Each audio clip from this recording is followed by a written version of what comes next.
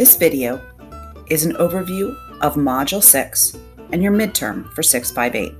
Let's get started. So the midterm and the final project are connected. So it's connected because you're going to develop an intervention program which is based on the results of the IRI. And the IRI is what you're going to be administering here in the midterm. It's not really just an IRI. It's also a case study because we're not just looking at the results of a reading assessment. We're trying to find out more information about the complete student. The first thing you need to do is think of a student who you're going to administer the IRI to. And the student needs to be K through 2. It's very important that they be in this age group, that you're not using a younger child or an older child, so you can really administer this IRI properly. You might want to work with a child who's a struggling reader and would benefit from an intervention program, but it doesn't have to be the case. Now, the first thing you're going to need to do is analyze Chapter 4, and it's going to tell you how to prepare and administer the IRI. And the IRI consists of oral reading passages and a pre-primer that goes pre-primer through 8th grade, although you're going to be working with a child K through 2. The first thing you need to do is identify the child's current grade level, and you're going to begin reading the oral passage. You're going to make sure that the child's grade level falls within the level of this course. And it's recommended that you select a child at level kindergarten through 1st or 2nd grade. You will administer the graded word list that determines what grade level the student should begin reading the oral passage. You can find that on page 335 and 340. The examination sheet is also available in Module 6.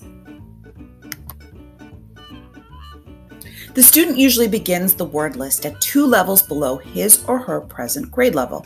For example, if a child's in 1st grade, then you should administer the word list entitled Pre-Primer, which is 2 levels below the present grade level of a child. Please note that for grades 2 and 3, there are 2 lists. The first one is administered in the fall and the second in the spring. The highest grade level at which the student has no errors on the graded word list is the grade level at which he or she begins reading the oral passages on page 341. When a child's reading the IRI, you should record the child's response on the line next to each word the child's reading. This can be found in the examination booklet. Once you've identified the level, you should start to administer the reading passage. You should administer the first oral reading and then the silent reading passage. You need to score the oral reading passage. If the child scored at the independent level, you should administer the next level. Once you've identified the child's instructional level, you need to administer the next level in order to identify the child's frustration level. And once the child has reached his or her frustration level, you should stop administering the oral reading passage. The same is true with the silent reading passage. Once you've identified all 3 levels in the oral reading and silent reading, you should read the next unfamiliar passage to a child in order to establish the highest level the child can comprehend the text read to him or her. It is called listening capacity level.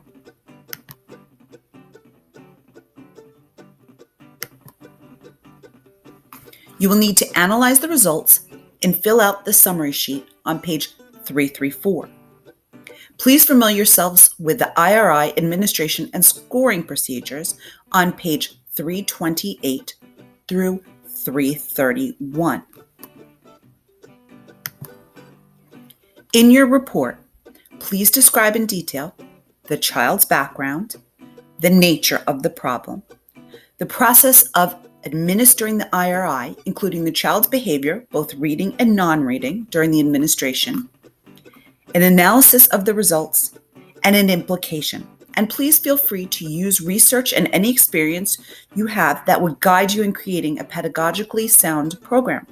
You can also look to the modules that we've covered for its different ideas in terms of reading programs.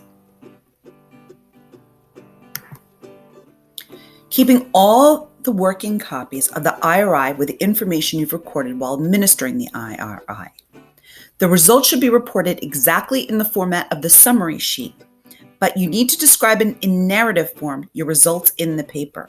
So you should include the summary sheet and the description of the administration and the analysis of the results. There is no required length, number of pages of this assignment, because the description varies in lengths. However, you need to do enough pages to cover this in depth.